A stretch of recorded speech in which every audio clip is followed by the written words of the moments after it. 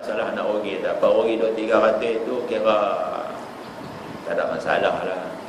Sedangkan trade-in tu sangat menguntungkan. Trade-in emas kita dia angkat mahal lah sikit, dia jual emas dia kat kita murah lah sikit. Kita jual emas tak trade-in, jual ambil duit, dia ambil murah, emas dia jual mahal. Balik cakap tak apa nak sembang. Punca dia mengaji lah, menyebabkan suami kata emas tak boleh beli cara trade-in macam tu, melainkan kena jual terlebih dahulu. Ambil duit duduk dalam tangan. Tapi rugi banyak. Rugi banyak tu tak apa lah. Macam kita lah kadang-kadang kan, ni ada orang mana dia beli emas tu, kita ambil hak lama tu, kita pergi kedai, kita nak baru. Tak boleh tu. tak boleh. Berat sama tak apa. Berat sama tak apa. Berat sama tak apa. Berat sama mana nak boleh berat. Harga tak sama. Tapi harga tak sama. Barang emas tu harga duk naik turun tak? Harga dah. Saya nak tanya, ada tak orang berniaga roti canai dia pasang macam hak bank punya? Ada tak? Dia canai kan betul. Harga roti canai naik turun. Harga sama. Kemarin 7 kepang, ni 7 kepang balik dia naik. Ni turun balik. Ada gitu tak? Ada tak roti canai? Tak ada. Barang kemas dia jadi macam tu. Naik turun. Dia naik turun cepat. Bahkan saya pergi bank rakyat, saya ambil gambar hak yang matawang. Dalam bank boleh ambil gambar dia orang. Oi jangan, saya ambil gambar, saya tak boleh saya ambil gambar. Salah. Saya ambil gambar. Dia tengok dia apa tu. Sebab apa? Sebab saya dah mengajak bank rakyat. Oi buah besar dia pun duk mengaji. Dia nak marah apa? Kau marah kat aku tak main lah. Dah lah kalau kadang pergi bank rakyat ni. Main mengajak kat surau mana-mana kan pakai baju tu. Punya renggut kan. Tu. Dia duk naik turun. Bila naik turun, main bila lebih gram riba. Dah harga syarak tak ambil kira. Yang penting apa dia? Berat kena bagi sama. Cina tak mau dia kena, kita kena jual barang kemas. Buat macam mana? Jual barang kemas. Harga dia berapa jual? Kalau barang kemas tu katalah 1 gram emas lama RM120. Kan? Dia kira 120. Emas dia kira 16. Ni trade-in.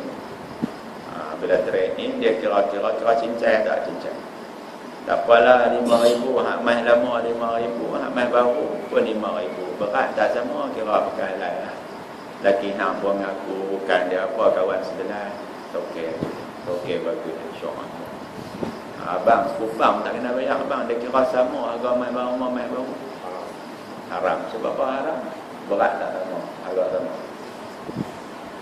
Tapi sebaliknya kalau kita jual barang kemas, kita nak duit pun di tangan, dia akan turun lagi harga emas lama. Tinggal mungkin 100. Emas dia 160 jadi 165, 170. Tak pasal harga emas naik. Rugi lah. Rugi tak apa, pasal halal. Rugi dunia. Tak apa. Tu. Jadi hak ni masalah dia.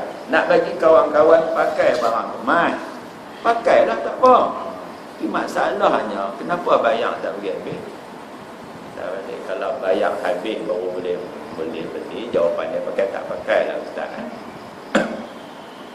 Alah, ustaz lain tak kisah pun macam mana ni kata ni nak tanya balik. Ni tu barang kemas tu. Duduk kat pintu sliding. Semua tu. Hak ni hak tu kemas duk hantar ni. Okey. Oh, bayar kemudian dapat balik. Kita duk pesan kata benda tu haram, bukan cakap kosong apa dak. Majlis Fatwa Kebangsaan dia banyak menghalalkan benda-benda yang kita kadang-kadang rasa meragukan. Kadang-kadang kita rasa meragukan. Macam ASB tu dilaporkan di Maybank. Maybank semua tahu 80% pelaburan dia tidak patuh syariah, bahasa kasar dia riba. 20% saja halal. Pelaburan ASB ni hampir 40% terlibat dengan benda riba penjok. Dalam duk kata meragukan tu pun keluar fatwa kata halal. Halal sebab apa? Sebab nak mengelak orang Melayu kita kena tipu. Berkenjah kena tipu tau. Syarikat cepat kaya sana, BTN ni, produk kesihatan, hak tu, hak ni, model 10,000. Tuk, hang tengok. Dulu kan cik tengok Mini Cooper. Hang tengok tu Alphard nak beli pula dia Melayu. Dulu aku macam apa lah kerja KFC, McDonald je. Tapi kerana aku ni mencuba nasib tengok aku dah berjaya. Sedangkan hatu semua perangkap. Oh, masuk. Hak atas kaya, tak hak yang bawah ni bayar 10,000, tak tahu jelek apa pun tak ada. Rupanya dia tipu habis dah orang, lah kena buat berlari duit. Nak mengelak daripada orang tu tipu orang ni banyak berlaku, maka SB terpaksa dihalalkan kerana konsep itu dia pakai. Kira majlis fatwa ni, hak yang dia kata halal tu kita boleh bincang lagi. Ni hak mah Perak ni majlis fatwa kata haram, nak bincang lagi tak? Lagi dahsyat dia kata apa ni? Apakah hukum transaksi jual beli emas dengan cara pembeli bersetuju membayar pada satu harga yang disepakati? Kemudian dalam masa 15 minit pembeli melakukan pembayaran penuh melalui online internet banking. Di rumah boleh buat. Tapi kena ada alat dia lah. Tapi emas akan dipuskan pada keesokan harinya yang mungkin mengambil masa seminggu untuk sampai ke tangan penerima. Itu orang duk mereka lah. Dia tak kata haram pun. Dia kata apa? Penjelasan. Transaksi jual beli emas seperti mana tersebut di atas adalah tidak menepati salah satu syarat jual beli emas, iaitu penyerahan emas hendaklah dilakukan serentak bersama-sama dengan pembayaran harga emas ketika berlaku kontrak jual beli. Nampak tak? Dia tak ada hutang langsung. Ni hak yang paling syoknya dia kata sini ni. Dia guna kalimat law ni nak. Dia kata apa ni kat sini? Dia kata apa? Transaksi jual beli emas hendaklah berlaku secara law ni. Tahu tak law ni? Bahasa baku lah. Ni surat fatwa Muzakarah Jawatan Kuasa Fatwa menjadi fatwa kebangsaan. Dia kata hendaklah berlaku secara law ni dan tidak boleh dimasuki sebarang unsur penangguhan sama ada dalam penyerahan harga atau penyerahan emas. Kena law tu. Jadi hak jual beli emas kat cikgu-cikgu tu, emas bagi tak? Bagi. Emas bagi. Duit lambat 10%. Lah kami akad harga 2846 bayar balik banyak tu juga, riba metang mana? Ni tak kata kat dia. Majlis fatwa kata haram, kamu ni nak kata halal, siapa nak lawan tu? Kan saya guna modal isteri saya. Pergi jumpa hak ni. Ni saya nak tegur sikit boleh tak? Majlis fatwa kebangsaan kata haram.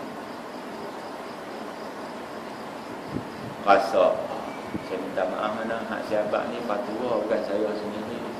Duk berniaga benda hak haram ni tak boleh. Tapi buat macam ni. Taklah duit suami pergi bayar. Perhabis bang. Banyak orang yang buat je. Bayar perhabis. Alah hutang kat suami 3,000 boleh tak? Dia bagi kan. Macam mana nak bagi tambah bayar? Senang. Pasang kaset Ustaz Kazim. Naik kereta pasang kaset. Buat-buatlah. Tuan-tuan, isteri kita di rumah, apa yang kita beri pada dia? Mengasuh anak kita 6 orang, bayar dia banyak mana sekarang ni? Kita berkira dengan isteri, baju pun tak pernah serika, semua kerja dia buat. Tuan-tuan, kalau takat 5,000 isteri pinjam pun, pasal dia minta balik lah tuan-tuan. Malu je, mengasuh anak pun seorang ke 200. Suami dengar asal macam nak tutup lah. Bonggah dah dia aku. Bila isteri nak bayar, tak bayar abang niat sedekah. Kalau sedekah buat tak bagi 5,000 ringgit, itu bagi 3,000 saja. Ni benda ni hukum akal. Jaga-jaga nah. Lepas tu ada lah pula lagi. Alah kau kira dengan ustaz tu. Kita beli harga barang tu juga ribu ni bayar lebih, mana ada lebih. Ingat barang kemas yang kamu beli bayar tak habis tu. Dia ada naik turun. Naik turun. Beli kereta hutang tak apa, tapi nak tanya hutang tu macam mana kamu dapat. Jual beli barang kemas tunai, hutang dengan orang lain tak apa. Hutang dia suami dibayar cash tak apa. Hutang dengan kedai mas tak boleh. Konvensional Ustaz. Kalau hutang dari konvensional dengan Islamik, yang Islamik tu lebih kan. Okay, terima kasih. Nasib baik Cik Man tak ada. Okey, nampak macam mana? Allah macam ni. Kita kena tengok sudut tu, kena zoom bagi besar sikit. Jangan tengok kecil. Kecil dia macam mana tak? Sudut yang pertama, bank Islam dia tidak boleh ambil riba. Bank Islam hanya boleh ambil untung sahaja. Satu. Yang kedua, bank Islam dia tidak boleh denda.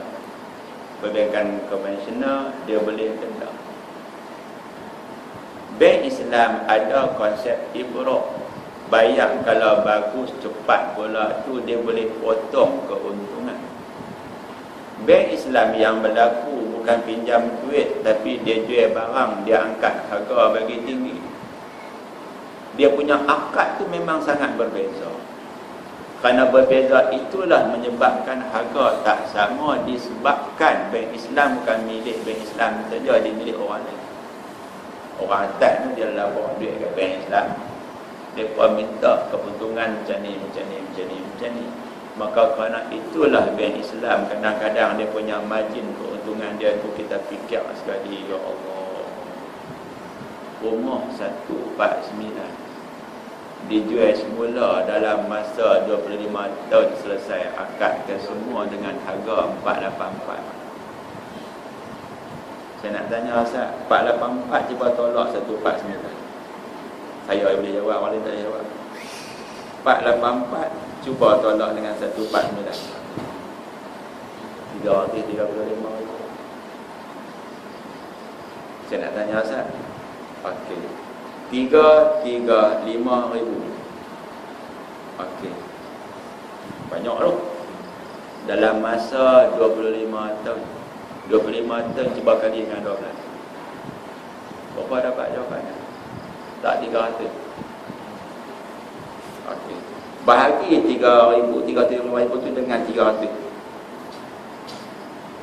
Tiap bulan bayarlah RM1,116. 66 sen. Semua sen tu kena bayar. Okey. Bank konvensional tak sampai banyak tu. Isu tu lah. Tak sampai banyak tu.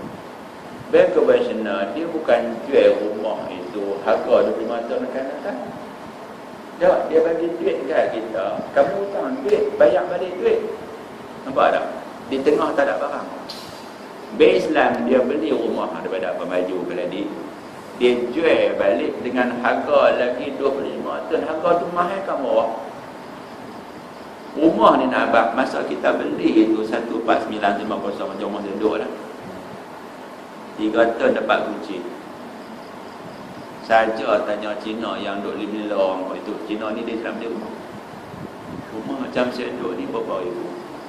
Saya beli 149. Dia kata 250,000.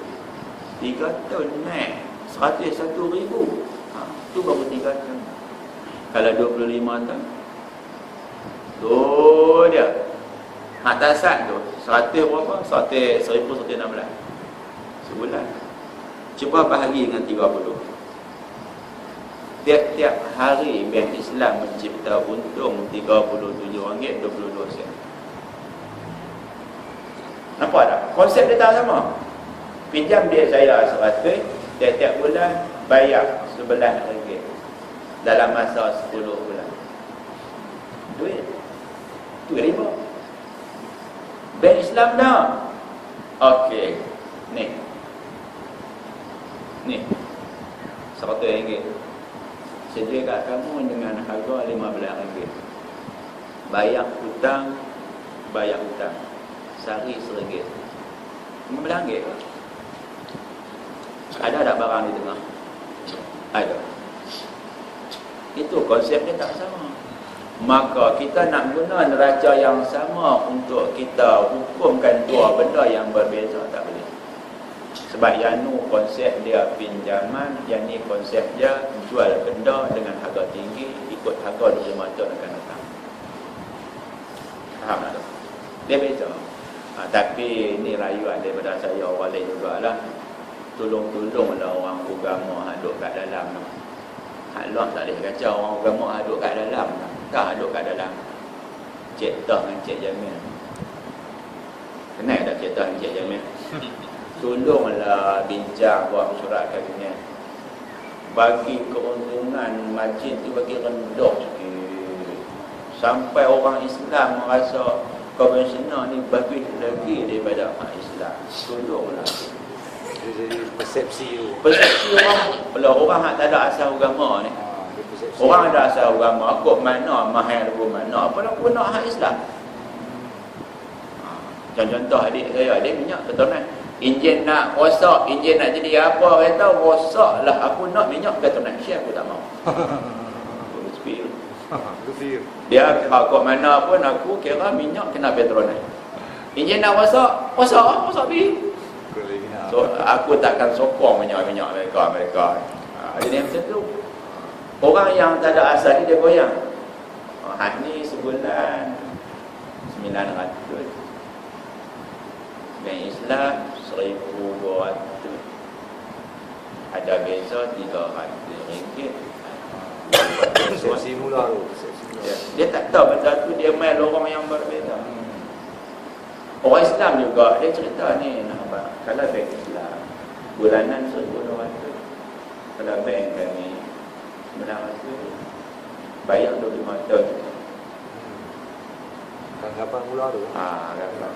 Ada mana abang pula, bank Islam dah cerita kan, bulan 11 dengan bulan 12 tak kena bayar.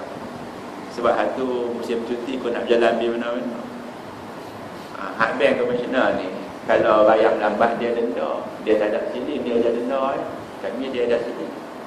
Kami pula kalau bayar rajin, dia ada ibrak. Ibraknya nak untung hak banyak kami kecil kan. Cerita tak habis. Dia mengangkat riba, dia menguntungkan Islam. Kalau duit kecil nak bayar sebulan 1,200 ke 900? 900. Aduh. Bank Islam ni tak lepas dengan gaji. Bank konvensional dia bagi besar lagi dia punya bahasa bayar. 10 jadi berapa. Syok. Ini kita tak ambil tahu ya. Konsep dia berbeza. Datuk Ar-Rosani kata walaupun saya tak setuju, ayam halal dengan ayam haram mana sama harga. Faham tak? Padahal ayam tu kita tengok goreng macam tu kan kaunter yang sama, kadang-kadang cuma akad dia berbeza. Ada soalan boleh tanya soalan?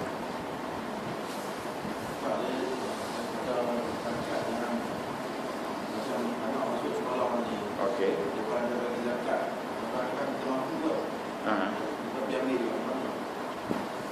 Zakat dia bagi kat anak. Okey. Kat anak kita. Anak boleh terima zakat.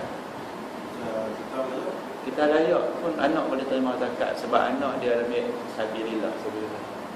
Cuma tidak begitu utama. Dulu bising dulu ingat yang Terengganu kan. Ada anak exco dapat zakat ngaji kat Mesir.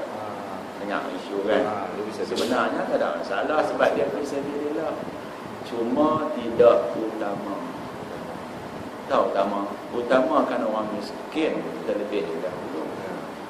Sama juga non-Muslim boleh terima zakat. Nak bagi mereka minat dengan Islam, dibagilah ke orang Islam yang miskin berlambak lagi ni.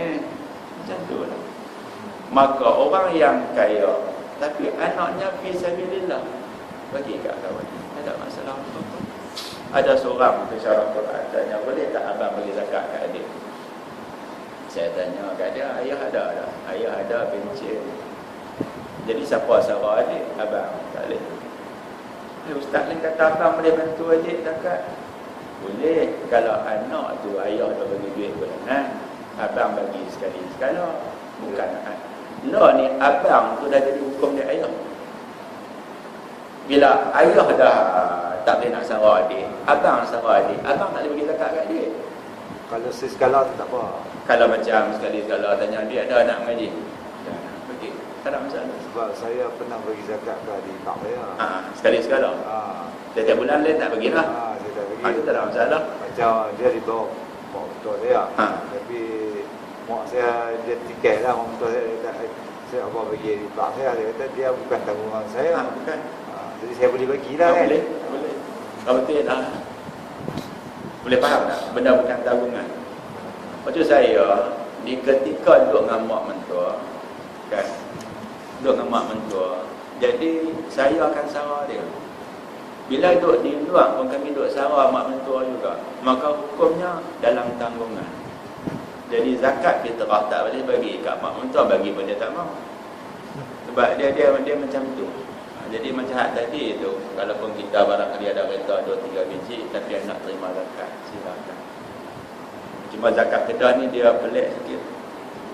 Tak pelik sama nak zakat Kedah. Zakat Kedah ni kalau dia bagi, kadang dia boleh minta balik. Zakat Kedah. Kerana dia nak duit yang bagi tu mesti ada hasil. Contohnya zakat Kedah bagi dekat pelajar medik mengaji kat Mesir.